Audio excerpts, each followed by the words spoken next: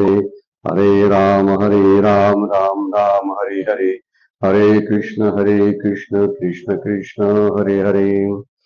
ब्रह्मानंदं परमसुखदं केवलं ज्ञानमूर्तिं द्वन्द्वातीतं गगनसदृशं तत्त्वमस्यादिलक्ष्यम् एकं नित्यं विमलं अचलं सर्वधी साक्षिभूतं भावातीतं त्रिगुणरहितं सद्गुरुं तं नमामि।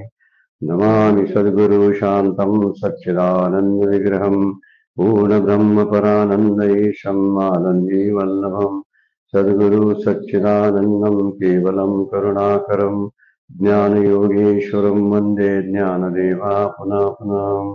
अलंकापुरी पुण्यभूमि पवित्र इदे नादतो ज्ञानराजा सुपात्र नयाटवीता महापुण्यराशि नमस्कार माझा सद्गुरु ज्ञानेश्वरांशी। सर्व संतांना वंदन, सद्गुरूंना वंदन, ज्ञानेश्वर माऊलींना वंदन, आपणा सर्व श्रोत्यांना वंदन करून आजच्या शिवगड अध्यात्म चॅरिटेबल ट्रस्टच्या ज्ञानेश्वरीच्या नित्य उपासनेला आपण प्रारंभ करतोय। कालच्या चिंतनामध्ये आपण 20 नंबरच्या ओळीवरचा विचार पाहिलेला होता। तामे स्थितीर्थ ज्ञानां प्रपद्यन्ते अन्य देवता तम तम नियममास्ताय प्रकृत्या नेतास्व्या या श्लोकावरचा विचार आपण कालच्या चिंतनामध्ये पूर्ण केलेला होता। माऊलींनी आधीच प्रकृतीचे पायक असं आपल्याला म्हणलेलं आहे, भोगालागी रंक आपल्यालाच म्हटलेलं आहे। बरं काय, हे संतांसाठी बोललेले नाही, ते आपल्या जीवासाठी आहे। जीव प्रकृतीचे पायक आहे, जीव लाचार होतात विषयासाठी, आणि त्यामुळे कवनीत या नियमबुद्धी कैशी आहन उपचार समृद्धी का अर्पण यथाविधी विहित करणे। ज्या ज्या देवतेचे जे जे उपचार आहेत, जे नियम त्या पूजेचे आहेत, असे सगळे पूजा विधी ते जाणून घेतात। पूजेचं साहित्य गोळा करतात, नवस बोलतात, कधी कधी नवस फेडतात, कधी फेडतही नाही। ज्यावेळी अडचण असते त्यावेळी देवाला बोलवतात, ज्यावेळी अडचण सुटते त्यावेळी माणसामध्ये रमून जातात। अशी ही मानवाची सर्वसाधारण जीवाची प्रवृत्ती ज्ञानेश्वर माऊलींनी या श्लोकामधून आणि या ओव्यांच्या मधून निरूपण केलेले आहे। तशाच अर्थाचा श्लोक अजून एक आहे आणि त्याच्यावरती माऊली बोलणार आहेत। यो यो याम याम तनुभक्त श्रद्धयार्च्युत निच्छति तस्यं चलां श्रद्धा तामेव विदध्यामहं। जो जो भक्त ज्या ज्या देवताची विग्रहांची श्रद्धापूर्वक पूजा करण्याची इच्छा करतो, श्रद्धया अर्चितम इच्छति असा जो श्लोकामधला शब्द आहे। श्रद्धा अर्चितम इच्छति, श्रद्धा पूजा करण्याची इच्छा करतो त्या त्या भक्ताच्या तस्य अचलम श्रद्धा, त्या श्रद्धेला त्या विग्रहाच्या ठिकाणी मी अचलम म्हणजे स्थिर करतो, श्रद्धा तामेव विदद्यामहम, त्या देवता विग्रहाची श्रद्धा पूजा करण्याची जी इच्छा करतो, मग तो कोणत्याही देवतेची पूजा करो। बघा आता आपण किती सुंदर वर्णन माऊली सांगतात की कुठल्याही देवाची आपण पूजा केली तर ती भगवंतापर्यंत जाते। म्हणजे सर्व नद्या जशा समुद्राला जाऊन मिळतात, तसे सगळेच जे भोगाचे विचार कामनेक श्रद्धेतून निर्माण झालेली भक्ती, ही भक्ती सुद्धा भगवंता प्रित्यर्थ पोचते, परंतु त्याचं पोचणं हे लांबून असतं आणि त्यामुळं त्याचे जे लाभ आहेत ते लाभ सुद्धा उशिरा प्राप्त होतात। ते लाभ प्रपंचापुरतेच मर्यादित असतात। खरा लाभ कोणता असेल तर तो आत्मलाभ, आत्मलाभासारखे आणि काहीच गोमटे ज्ञान देखे म्हटलेलं आहे माऊलींनी। आत्मलाभासारखं मोठं असं काही नाही, मोक्षासारखा दुसरा कुठलाही आनंद जगामध्ये प्राप्त नाही। त्या मोक्षाच्या भगवंत प्रदर्शनाच्या आनंदाचा लाभ सोडून ही मंडळी, आमच्यासारखी मंडळी काय करतात, वेगवेगळ्या देवदेवतांची पूजा करत असतात। पण तरी जरी पूजा केली तरी भगवद्गीता सांगते ती पूजा, ती स्थिर करण्याची, ती श्रद्धा स्थिर करण्याची, त्या श्रद्धेला बळकटी देण्याची, त्या श्रद्धेला फळ देण्याचं काम स्वतः भगवंत करत असतात। ती भगवंतासाठी त्यांची पूजा नसते, भगवत प्राप्तीसाठी पूजा नसते, तर ती असते भोग प्राप्तीसाठी पूजा असते। भोग प्राप्तीसाठी केलेली देवतांची पूजा सुद्धा माध्यम देवतेचं जरी असलं तर त्या देवतेच्या मार्गानं ते भगवंतापर्यंत जात असतात. मग मी कुणाची पूजा करतो ह्याला महत्व नाही, ती आत्मपूजाच होत असते असं भगवद्गीता सांगते आपल्याला. म्हणून याविषयी आपल्या मनामध्ये असणारे म्हणजे जीवामध्ये असणारी जी आसक्ती आहे किंवा जी तृष्णा आहे, ती तृष्णा पूर्ण करण्यासाठी जीव धडपडत असतो, प्रयत्न करत असतो. आणि हे प्रयत्न करत असताना तो कुणाची पूजा करतोय हे त्याला कळत नाही, कुणाकडे हात पसरतोय हे त्याला कळत नाही. मात्र त्याची सगळी पूर्तता करण्याचं काम ह्या देवतेंच्याकडे काहीच नाही. त्या देवता सुद्धा भगवंताच्या आधारानं जगतात. आज त्यांचं अस्तित्व आहे ते भगवंताच्या आधारानं आहे.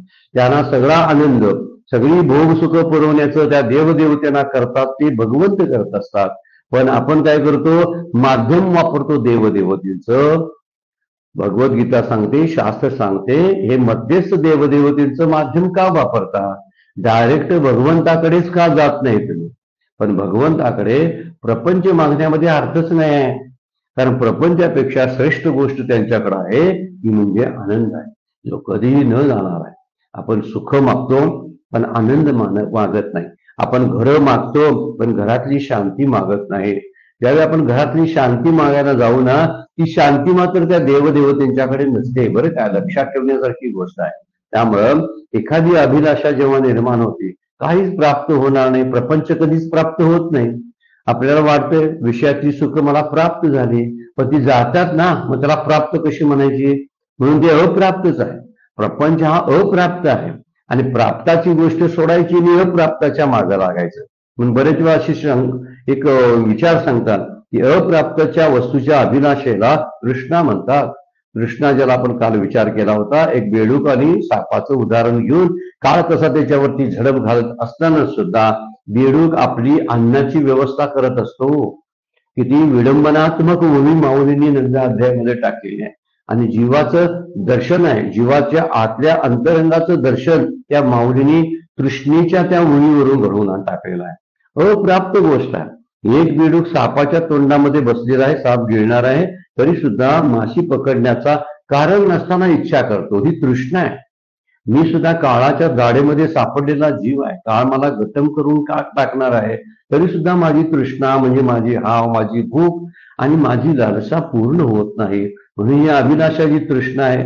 आणि एखादी गोष्ट मिळालेली असती सुद्धा विषयाच्या दृष्टीनं, ती अधिक मिळावीशी वाटते.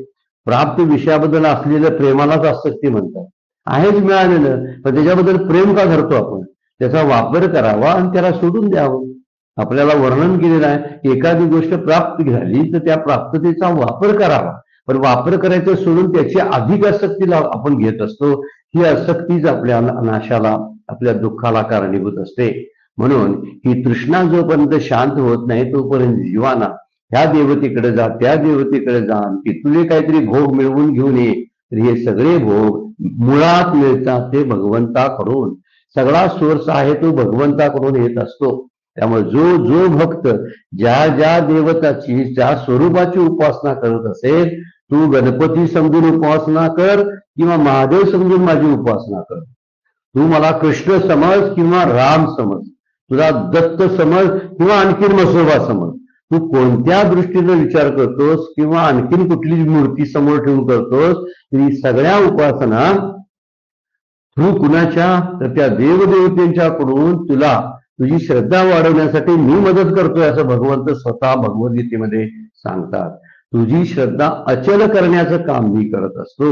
उपासना श्रद्धा आणि त्या त्या भक्ताची, त्या त्या देवावरली श्रद्धा मी स्थिर करतो, अचल करतो असं वर्णन माऊली या श्लोकामधून करतात. एक विचार फार महत्वाचा आहे की आपण कुठल्या तरी दलालामार्फत ते सुख प्राप्त करत असतो. मग दलालाची मधली जी एक साखळीचा तुकडा आहे तो जर आपण बाजूला केला तर डायरेक्ट भगवंतापर्यंत आपण जाऊ. आपण शरीराबद्दलचा विचार करतो, मनाबद्दलचा करत नाही, मनाबद्दलचा करतो, बुद्धीबद्दलचा करत नाही, आणि मन बुद्धी चित्त अहंकाराबद्दलचा करतो, पण आत्म्याबद्दलचा करत नाही. म्हणून आत्मस्वरूपाच्या ठिकाणी आपल्या बुद्धी स्थिर करता आली पाहिजे, हा मुख्य मुद्दा आहे. पण वस्तूच्या ठिकाणी, वस्तूच्या प्राप्तीविषयी आपण त्या देवदेवतांच्या वरती श्रद्धा ठेवतो. पण तरी सुद्धा भगवंत किती कृपाळ आहेत, त्या देवदेवतेंच्यावर ठेवलेल्या श्रद्धेला सुद्धा ते स्थिर करण्याचं काम करत असतात. माऊलींनी या श्लोकावरती 2च ओव्या वापरलेल्या आहेत आणि त्या दोन्ही ओव्याचा विचार इथं माऊलींनी सांगितलेला आहे. थोडक्यात आपण त्या ओव्यांचा विचार पाहूया. पैजो जी देवतांतरी भजावयाची चाड करी, तयाची ती चाड पुरवितामी, तयाची ती चाड पुरवितामी, ती पुरवण्याची काम मी करतो. चाड म्हणजे काय? आवड. ज्या ज्या देवतांची भक्ती करण्याची इच्छा करतो, जो जी देवतांतरी भजावयाची चाड करी, भजा म्हणायची म्हणजे भजन करण्याची, भक्ती करण्याची इच्छा करतो, तयाची ते चाडपुरी, त्याची ती सर्व उपचार असं पूर्ण भक्ती करण्याची इच्छा पुरवणारा मी आहे, पुरविता मी. कारण जगामध्ये म्हणजे सगळ्या सृष्टीमध्ये एकच तत्व आहे, 10 तत्व नाही. आता कोणी 25 तत्वाचा विचार केला, कोणी 36 तत्वाचा, कोणी 80-82 तत्वाचा विचार शास्त्रानं सांगितलेला आहे. पण मुळात एकच परमात्म तत्व जे आहे तो एकमेव अद्वितीय परमात्माच आहे, अन्य काहीही नाही. हे शास्त्रानं, तर्कानं आणि सगळ्या बुद्धीनं सिद्ध केलेला सिद्धांत आहे. तरी सुद्धा आपण त्या एका तत्वाच्या एक तत्व नाम दृढ हरी म्हणा, मग हाडीशी करुणा येईल तुझी. एक तत्व आहे ते, त्याचीच तू काय कर, दृढ भर मनामध्ये, मग हरीला तुझ्याबद्दल दया येईल. म्हणून एक तत्व जे आहे त्या एक तत्वाचा विचार करावा. इथं म्हणतात ना, देवतांतरांची पूजा. ही देवी किंवा देव, हा देव झाला, हा पावला नाही तर दुसऱ्या देवाला, दुसऱ्या देवातून तिसऱ्या देवाला, त्याच्यासाठी कितीतरी तिचे काय काय काय करत असतात आणि ते फेऱ्या मारत असतात, त्याच्यासाठी यात्रा करत असतात, मागून घेत असतात. मी 5 हे करतो, 5 उपवास करतो, 11 उपवास करतो, 16 सोमवार करतो, 16 सोमवार मध्ये काही साधलं नाही तर मग आपण 50 काय करतो, संकष्टी करतो. त्याही आपल्याला बऱ्या वाटल्या नाही, म्हणजे मनाप्रमाणे मिळालं नाही. मनाप्रमाणे मिळावं हीच घातक गोष्ट आहे. मिळावं ही गोष्ट बरोबर आहे, पण माझ्या मनासारखं मिळावं ही घातक गोष्ट आपल्याला सुख देत नाही. आपण याच्यावरती अंडरलाईन करावं या वाक्यावर आणि त्याच्यावर त्याच विचारावर स्थिर राहावं की काय, माझ्या मनाप्रमाणे. हा शब्द घातक आहे. मनाप्रमाणे होत नाही, होत असतं.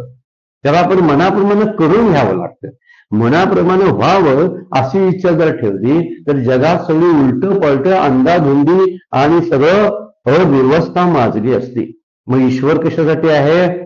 माझ्या मनातली गोष्ट पूर्ण करण्यासाठी नाही, तर मला योग्य असं वातावरण करून जगण्याची व्यवस्था त्याने केलेली आहे.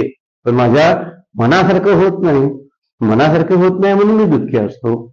मला काय मिळत नाही म्हणून नव्हे, पण माझ्या मनासारखं मिळत नाही. मुद्दा हा आहे. आपल्याकडे सर्व काही असतं पण माझ्या मनासारखं नसतं. तुझ्या मनासारखं व्हायला काय करायला पाहिजे बाबा?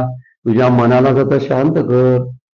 आणि मन शांत करायला ध्यान, नाम, तत्वनिष्ठा 2-3 साधनं आमचे सद्गुरू सांगतात. खरंच विचारात घेण्यासारख्या साधनं आहेत आणि त्या वापरात आणाव्यात ना, म्हणजे मन शांत होईल आणि त्याची मागणी जी आहे भलतीच मागणी, त्या भलत्याच मागणीच्या पासून आपण त्याला परावृत्त करू आणि म्हणून माझी तृष्णा शांत होईल. आणि तृष्णा शांत झाली की तृप्तीचा डेकर येतो आणि मिळत नाही असं नाही, मिळतं. तर हा जो भक्त आहे त्या भक्ताबद्दलची या सगळ्या श्रद्धा तू कुठल्याही देवावर ठेवू दे, ती श्रद्धा माझ्यापर्यंत येते. तू कुठल्याही नदीमध्ये जा, त्या नदीचा तुला स्पर्श झाला तरी तोच सगळा स्पर्श पाणी समुद्रालाच मिळतं. नदीने काय स्वतंत्र काय वेगळं करायची काही गरज नाही. ओढ्याचं पाणी समुद्रालाच जातं, नदीचं पाणी समुद्राला जातं, एखाद्या डबक्यातलं पाणी सुद्धा समुद्राला जातं. कशाने जाईल? बाष्पीभवनाने जाईल, वाहत वाहत जाईल, पण समुद्रालाच जात. कारण कुठून आलं होतं? समुद्रावरून चालू होतं. देवदेवता कुठून निर्माण झाल्या? ह्या एका तत्वातून निर्माण झाल्या. जसं मंत्रिमंडळ असते ना, तर मंत्रिमंडळ आहे ते. ह्या मंत्रिमंडळांच्याकडे आपण प्रत्येक मंत्र्यांच्याकडे वेगवेगळ्या मंत्र्यांच्याकडून मागणी करतो. तर त्याचा मुख्य जो मंत्री असतो ना, त्या मुख्यमंत्र्याच्या सहीशिवाय काही गोष्टी होत नाही. म्हणून ते म्हणतात त्यांनी आणलेले सगळे जे जे जे काय काय आहेत ना, ठराव वगैरे मागण्या ज्या आहेत, ते फंडाची मागणी करतात, निधी मागतात ना. सगळे मंत्री निधी मागतात, पण निधी पूर्ण करण्याचं काम कोण करतं? साक्षात भगवंताची सही म्हणजे मुख्यमंत्र्यांची सही होते, पंतप्रधानांची, राष्ट्रपतीची सही होते आणि मग तो निधी पास होतो. असा त्याच्यातला मुख्य गोष्ट आहे. मग मला काय वाटतं, आमच्या मंत्र्यानं माझं काम केलं. वास्तविक त्याने केलेलं असतं का? नाही. आहे तो खराच मंत्री, मुख्यच आहे तो, आणि तो मुख्य भगवंत आहे. त्या भगवंतानं हे काम केलेलं असतं. म्हणून भगवंत म्हणतात, कोणी कोणत्याही मंत्र्याची शिफारस पूर्ण करण्याचं काम मीच करतो. कुठल्याही व्यक्तीवर श्रद्धा ठेवा, त्या श्रद्धेद्वारे जे मिळणार आहे ते देण्याचं काम भगवंत करत असतो. कारण तोच दाता आहे आणि तोच काय सृष्टीचा करता आहे. मग दाता आणि सृष्टी करता असेल तर त्याच्याकडे सगळे अधिकार असणार आहे, कारण त्याने निर्मिती केलेली आहे. देवदेवतेची निर्मिती त्याने केली. मग देवदेवतांना पुरवणारा कोण सांगा? आपल्याला वाटते देवदेवता पुरवतात, तशी आपली श्रद्धा असते. आम्ही एका देवाला मी नारळ वाहिला आणि त्याचं थोडासा जप केला आणि काही वाऱ्या केल्या आणि म्हणून मला तो प्रसन्न झाला. तो प्रसन्न झाला असेल, पण तुला जे दिलं ना ते त्यांच्याकडून आणून दिलेलं आहे. ही गोष्ट लक्षात ठेवणं फार गरजेचं आहे. आपण ती गोष्ट लक्षात न ठेवता व्यवहारात एखाद्या देवदेवतेचा उदू करतो. अमुक देवता फार प्रसन्न होणार आहे, सगळ्यांनी तिकडे जावा. आणि मुख्य देव राहायला, मुख्य देव उपाशीच राहतो. मुख्य देवाला काय लागतं हे काय द्यावं लागत नाही. ही देवता आहे, त्यांना काहीतरी द्यावं लागतं, तर त्याला काही द्यावं लागत नाही. त्याला द्यायचं आहे ते वेगळंच आहे. वेगळं म्हणजे काय? त्याच्याशी निष्ठा ठेवून, भाव ठेवून राहणं एवढं त्याच्यासाठी गरजेचं असतं. पण माऊली म्हणतात, पै जो जिये देवतांतरी भजाव याची चाड करी, तयाची ते चाडपुरी पुरविता मी. त्याची चाड पुरवण्याचं, कोड कौतुक पुरवण्याचं काम मी करतो. नाम गोड पुरे कोड सकळही. सगळे कोड कौतुक पुरवण्याचं काम भगवंत नाम करत असतं. पण आपण ते नाम घेतो का? नामापेक्षा भलतच काहीतरी करत बसतो. त्यामुळे देवदेवतेची भक्ती करण्याची इच्छा करतात, त्यांची इच्छा मीच पुरवतो. त्यांची श्रद्धा दूर करण्याचं काम मीच करतो. कधीतरी हे भक्त त्यांना वाटते, भगवंताला वाटते. कधी कधी देवदेवतावरती यांची जी श्रद्धा आहे ती श्रद्धा खऱ्या तत्वावरती निर्माण होईल, आणि तत्वाचा निश्चय झाल्यानंतर त्या आत्मज्ञानाचे अधिकारी बनतील. अशी एक वेळी अशा त्या देवाजवळ असेल भगवंताला. कदाचित हे जीव हळूहळू दया येते ना भगवंताला, कारण त्यानंच आपल्याला, आपण सगळे लेकरं आहोत त्याची. मग आपल्या मुलाची दया त्यांना येणार नाही का? येणार आहे. पण त्यांना वाटते काय, कधी कधी ही लोक त्यांच्याकडे जाऊन काहीतरी मागत असतात. कधी कधी कोण देणारा खरा आहे हे त्यांना कधीतरी कळेल. कळावं म्हणून शास्त्र आहे. नेमकं कसं होत आहे हे शास्त्राद्वारेच आपल्याला कळत असते. शास्त्राच्या प्रक्रिया त्यासाठी अभ्यास करावा लागतात. म्हणून शास्त्र काय सांगतं, तर भगवंतच सगळ्याची पूर्तता करतो. की कदाचित माध्यम कोण असतील? देवदेवता असतील, मंत्रिमंडळ माध्यम असेल. त्यामुळं या देवदेवतेमध्ये फळ देण्याचं सामर्थ्य नसतं, कारण त्या सुद्धा भगवंताकडूनच त्यांना थोडीशी अधिक शक्ती प्राप्त झालेली असते. एखादा सरपंच आणि एखादा मंत्री, मंत्र्याला अधिक सामर्थ्य आहे की नाही? असलं सामर्थ्य तरी तो त्याच्या कृतीवर कोणतीही गोष्ट मंजूर करू शकत नाही. त्याच्या सहीनं मंजूर होणार नाही. तर त्या शेवटची सही जी लागते ती सही मुख्यमंत्र्यांची असते. मुख्यमंत्र्यांच्या सहीनं या मंत्र्याची सही आणि मंत्र्यांच्या सहीनं सरपंचाकडे येते आणि सरपंच सगळ्या गावाला देतो. गाव म्हणते सरपंचाने आमच्यासाठी मोठी योजना, पाणी योजना आणली काय? हा मुद्दा आहे. आणलेली नसते. एखादा नवरसेवकानं या कॉलनीमध्ये फार सुधारणा केली. कुठनं आणलं? मूळ आहे तिथूनच घेऊन आला ना तो, त्याच्या घरातलं आणलेलं असते त्यानं. तशा या देवदेवतांना जे मिळतं त्याच देतात. त्यांचं स्वतःचं सामर्थ्य काही नसतं. फक्त त्यांना जीवापेक्षा मोठा अधिकार असतो, हे मात्र निश्चित. जीव आहे ना, जो सामान्य जीव पामर विषयी जो आहे त्याच्यापेक्षा त्यांना सामर्थ्य जास्त असतं, आणि त्या सामर्थ्याच्या बळावर भगवंताकडून मिळालेली सगळी शक्ती ते वापरत असतात. त्यांची स्वतःची शक्ती नसते. त्यांच्याकडे द्यायला काय आहे? आमचे सद्गुरू डॉक्टर काका एक उदाहरण देतात, शीतला देवीचं उदाहरण देतात. असेल कुठली शीतला देवी आहे ती, त्या शीतला देवीचं एका भक्तानं फार श्रद्धेपूर्वक तिचं व्रत केलं. फार श्रद्धेपूर्वक व्रत केलं आणि मागणी तो मागायचा. त्याला काय छंद होता, लहानपणापासून त्याच्या मनात होतं. आपण घोड्यावर बसलं पाहिजे, आपण घोड्यावर बसायचं आहे. माझं एक स्वप्न आहे की घोड्यावरून एक रपेट मारून यायची आहे. घोड्यावर बसण्याचं जे सुख आहे ते मला अनुभवायचं आहे. मग काय करायचं, ह्या देवीकडे जायचं आणि तिच्याकडे मागणी करायची. बरेच दिवस त्यानं सगळं साधन केल्यानंतर खरंच ती देवी प्रसन्न झाली. ही छोटी छोटी दैवत थोड्या थोड्याशा गोष्टीनं प्रसन्न होत असतात. प्रसन्न झालेली तिनं म्हटलं, बर वच्चा तुझी भक्ती आता फलद्रूप झाली, काय मागायचं ते माग. ह्यावेळी हा म्हटला, मला देवी खूप दिवसापासून घोड्यावर बसायची इच्छा आहे. अरे हो, असं कसं, आता काय करायचं. देवी म्हटली, का तर म्हटली, माझं वाहन गाढव आहे, तुझा मी कुठला घोडा आणून देऊ. कारण माझं वाहन गाढव आहे, ते मागितलं असतं ते चाललं असतं, ते मी तुला दिलं असतं. तिच्याकडे गाढव आहे आणि हा घोडा मागतो, ह्याला कसं चालेल बघा, ह्याला कसं मिळेल ते. तशी स्थिती आहे. प्रत्येक देवदेवतेच्याकडं लिमिटेड असे अधिकार आहेत. त्या लिमिटेड कंपनी आहे. खरी कंपनी आहे ती भगवंताची कंपनी आहे. तिकडं आपण जातच नाही, तिकडे मागणीच करत नाही. तिथं सगळ्या सुखाचा एक गट्टा प्राप्त आहे. ते प्राप्त झालं की सगळी सुख प्राप्त होतात. आणि आम्ही एक एक एक एक सुखाचे प्रकार किती सांगा ना, किती सुखाचे प्रकार आहेत सांगा. मला धन पाहिजे, धनाचं सुख आहे. मला पुत्र पाहिजे, पुत्राचं सुख आहे. मला कन्या पाहिजे, कन्या सुख आहे.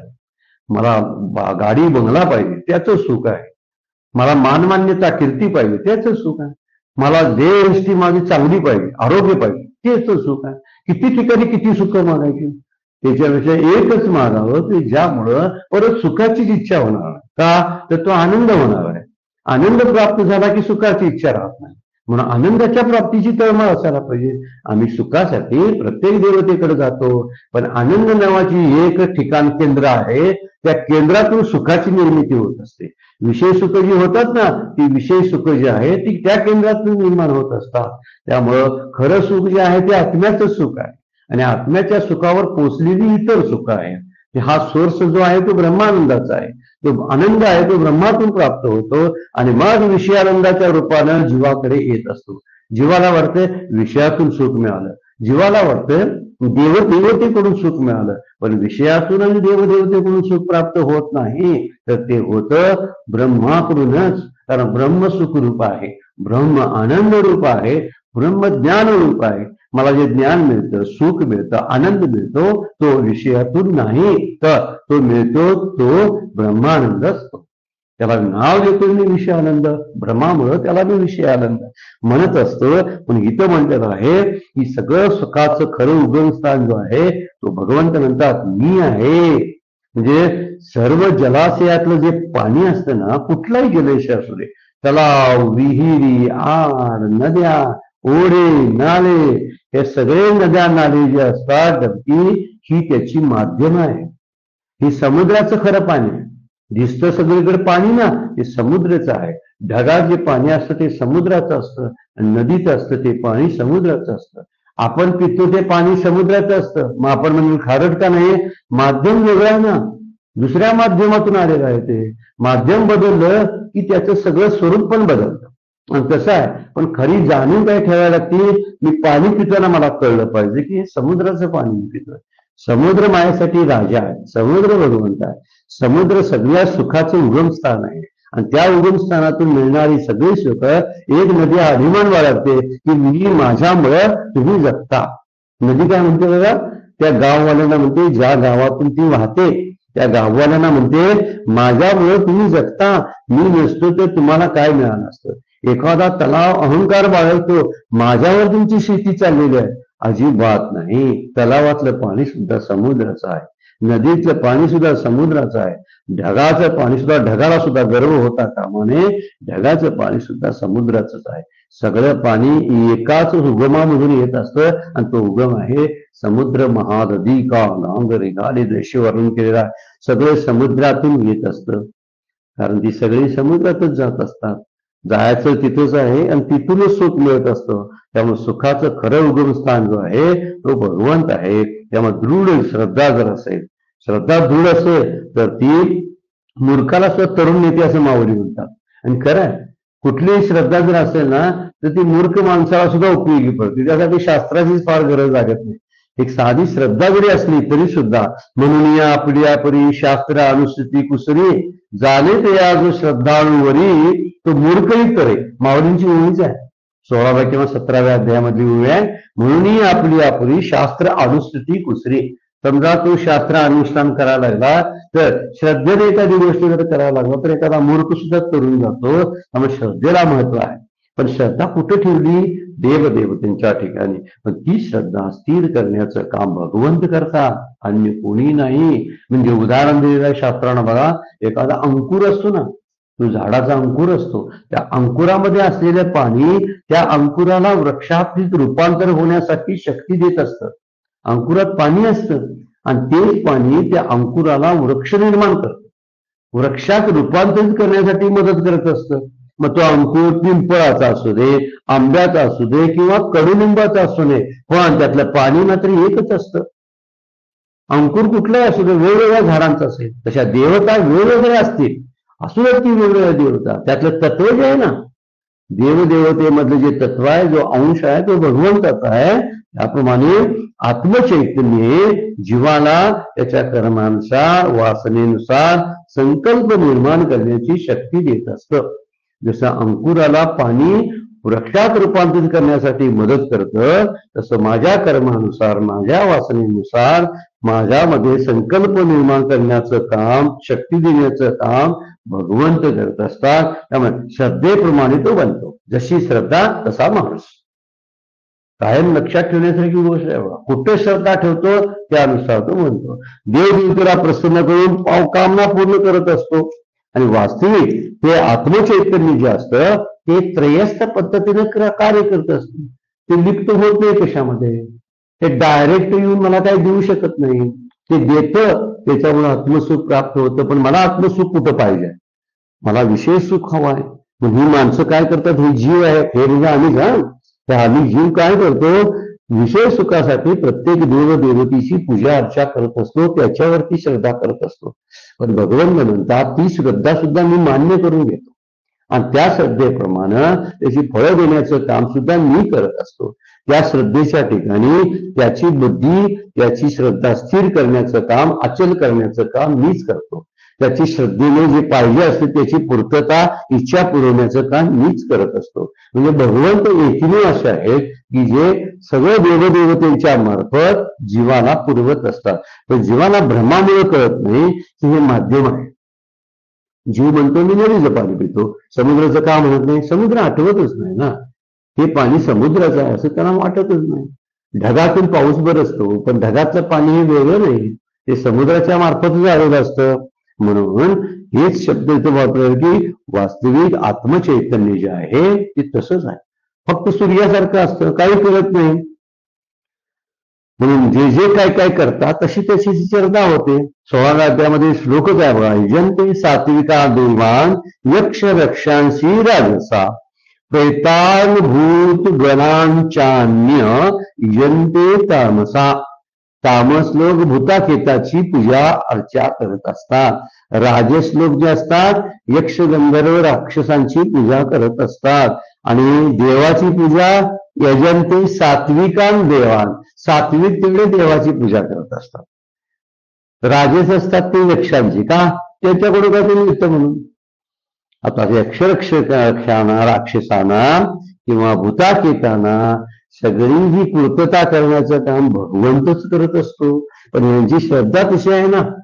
ही श्रद्धा जशी असेल, सात्विक श्रद्धेचं सात्विक फळ, राजस श्रद्धेचं राजस फळ आणि तामस श्रद्धेचं तामस फळ. भक्ती तिन्ही प्रकारामध्ये मोडली जाते. पुढे आपण 16व्या 17व्या अध्यायामध्ये याचं वर्णन आपल्याला बघायला मिळणार आहे. 17व्या अध्यायामध्ये श्रद्धेचं वर्णन बऱ्यापैकी केलेलं आहे. त्यामुळे माऊली म्हणतात या दोन्ही गोष्टी ज्या आहेत या एकत्र पद्धतीने जे प्राप्त होतात त्या प्राप्त करण्याचं काम म्हणजे श्रद्धा आणि त्या श्रद्धेचं फळ. श्रद्धेला दृढ करणं हे एक काम भगवंत करतात आणि दुसरी गोष्ट त्या श्रद्धेप्रमाणे त्याला फळ प्राप्त करून देणं, त्याच्या इच्छेप्रमाणे त्याची पूर्तता करणं हे काम सुद्धा स्वतः भगवंत करतात. त्या देवदेवता करत नाहीत. पण देवदेवतेच्या मार्फत भगवंत करत असतात. परंतु त्यांची श्रद्धा जर ढासळली तर त्या देवदेवता पण काय देत नाहीत म्हटले असते तर कुणी त्या देवदेवतांची पूजा केली नसते. पूजा करणार नसतील म्हणूनच श्रद्धा त्यांची दृढ करण्याचं काम भगवंत करत असतात. पण यांच्याकडून मागून विषय सुखच मिळतं. त्यांच्याकडे फक्त विषय आहे आणि भगवंताकडे विषयारहित सुख आहे. विषयारहित सुख हे सर्वश्रेष्ठ सुख असतं आणि विषयाला धरून जे सुख असतं ते नाशवंत असतं, दुःखरूप असतं, परतंत्र असतं. त्याचं वर्णन खूप आपण करत आलेलो आहोत. विषयाचं सुख जे आहे हे सातीशी असतं. मला आधार घेतल्याशिवाय त्या सुखाचा अनुभव घेता येत नाही. मला स्वावलंबनाने त्याचा आधार त्याचं भोगता येत नाही. पण एकच असं सुख आहे जगामध्ये जे आत्मसुख, ते कुणाच्याही आधाराशिवाय कुठल्याही शरीराशिवाय भोगता येतं. शरीर धारण न करताही भोगता येतं, त्याचा लाभ घेता येतो.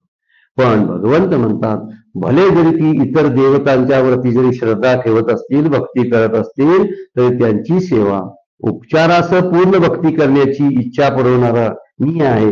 तयाची ते चाड पुरविता मी पैजो जी देवतांतरी भजावयाची चाड करी. तयाची ते चाड पुरविता मी देवो देवी मीची पाही.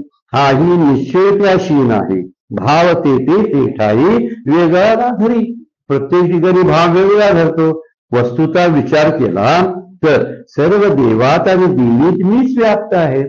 जर तो सगळीकडे भरला घनदाट हरी दिसे असं जर संत म्हणत असतील किंवा सदा संचला येत ना जात तयाविन कोठे रिता ठाव नाही असे संत म्हणतात.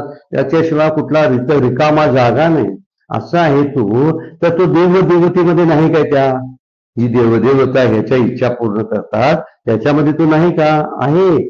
सर्व देवदेवतामध्ये तोच व्याप्त आहे. देवो देवी मीची पायी हाही निश्चय त्याशी नाही. फक्त त्या जीवाचा निश्चय होत नाही की भगवंतच यांच्यामध्ये व्याप्त आहे. आणि अज्ञानी भक्तांना ते निश्चयात्मक ज्ञान नसतं म्हणून ते काय करतात? भाव ते ठाई वेगळाले धरी. म्हणून ते अन्य विग्रहांच्या ठिकाणी देवदेवतांच्या ठिकाणी वेगवेगळा भाव ठेवतात. काय पाहिजे? बुद्धी पाहिजे ना, तर बुद्धीची देवता गणपती. चला बुद्धी मागायला तिकडे जाऊया. काय काय मागून एक घेणार आहे? त्याच्यापेक्षा गणपतीची या ठिकाणी आत्मस्वरूप आहे असं ठेवून भाव ठेवून का पूजा करत नाही? तर गणपतीची पूजा का करतो? तर माझं संकट हरण करणार आहे म्हणून संकष्टी धरतो, संकट निवारण करतो म्हणून पहिल्यांदा म्हणते सुख करता आहे, दुःख हरता आहे. पण सगळी दुःख हरतो असा भाव त्याच्याजवळ ठेवला पाहिजे. सुख करता दुःख हरता न उर्वी वार्ता विघ्नाची गोष्ट सुद्धा शिल्लक ठेवत नाही असं वर्णन समर्थाने त्या ओळीमध्ये त्या आरतीमध्ये गणपतीच्या आरतीमध्ये पहिलीच ओळ आहे. न उर्वी आणि पूर्वी सगळी इच्छा. सुख करता दुःख हरता वार्ता विघ्नाची पूर्वी प्रेम कृपा जयाची. जो प्रेम पुरवतो आणि कुठलीही चिंता राखत नाही, न उर्वी सगळं वेळ पूर्ण करून टाकतो आणि सुख करता आहे दुःख हरता आहे म्हणून मी त्याच्याकडे जातो.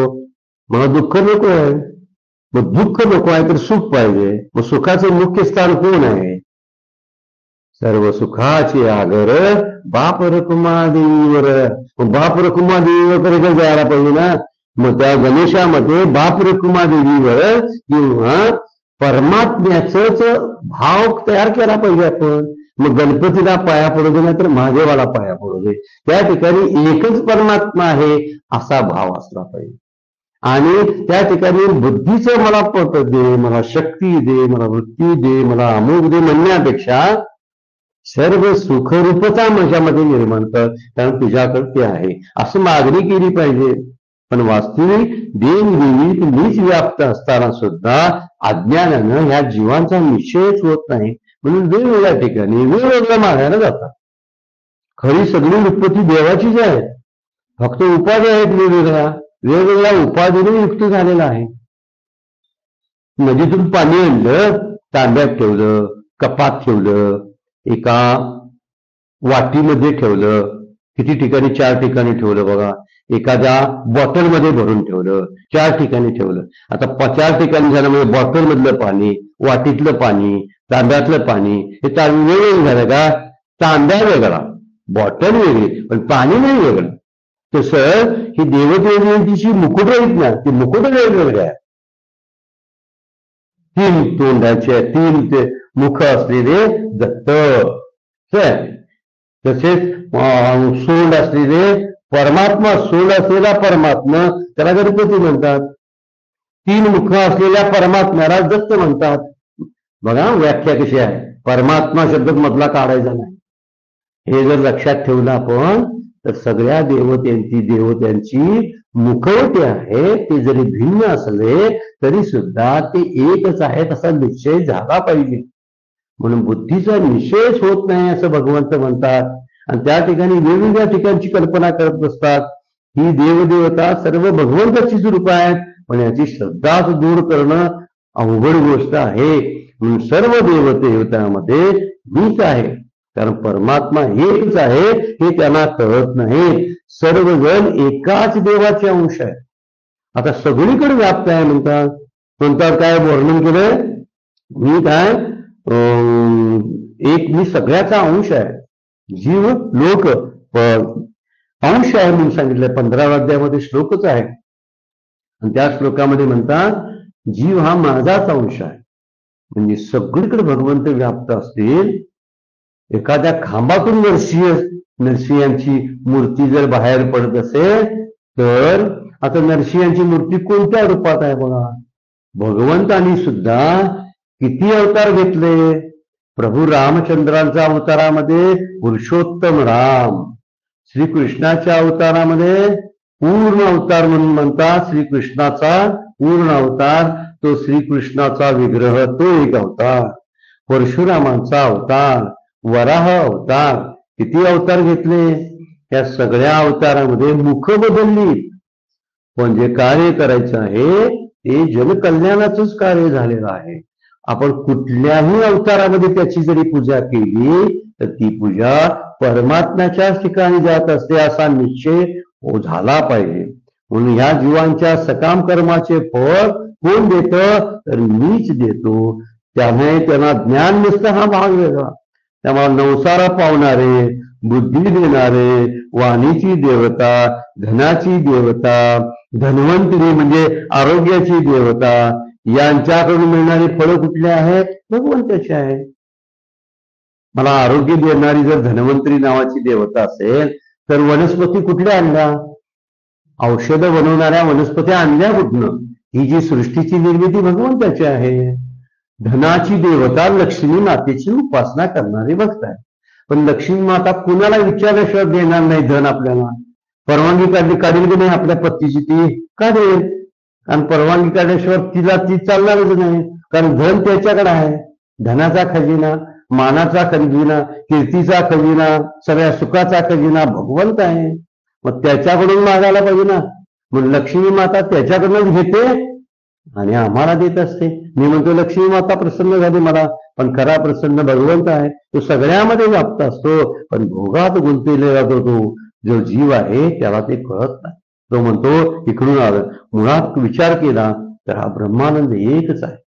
एकच ब्रह्मानंद. आपण सुरुवातीला विचार केला वेगवेगळ्या वृत्तीच्या द्वारे तो आनंद मिळत असतो, म्हणून त्याचे वेगवेगळे आविष्कार आपल्याला बघायला मिळतात. खरं बघायला गेलं तर हा ब्रह्मानंदच आहे. सगळीकडे जी सुख जी आहे त्याचं मूळ उगमस्थान भगवंत आहे. तो सगळ्यामध्ये व्याप्त असताना तो का तसं करणार येईल? देवा देवी मीची पाही हा निश्चय त्याशी नाही. आमचा निश्चय फक्त होत नाही की हा ब्रह्मानंद आहे.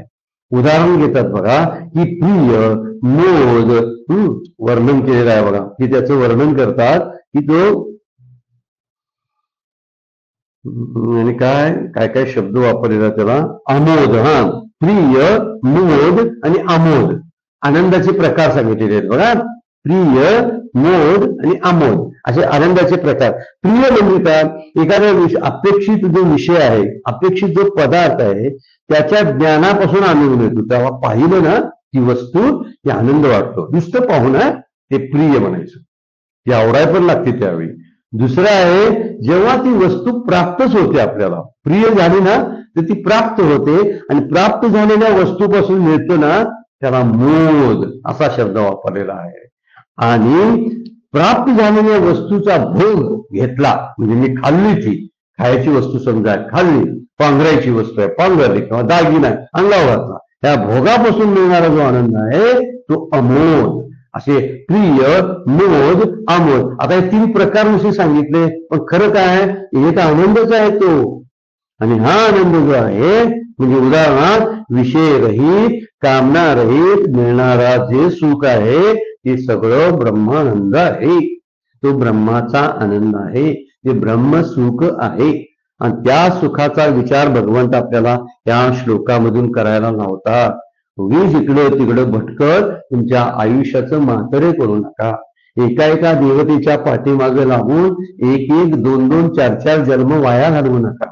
एकच जन्म असा घ्या की पुन्हा जन्माला येता कामा नये, यासाठी माझ्यापर्यंतच तुम्ही या, मी वाट पाहतोय तुमची, असं माऊली बोलतात. माऊलीने या 2 ओळीमध्ये अत्यंत सुगम असं भाषांतर त्या श्लोकाचं करून टाकलेलं आहे.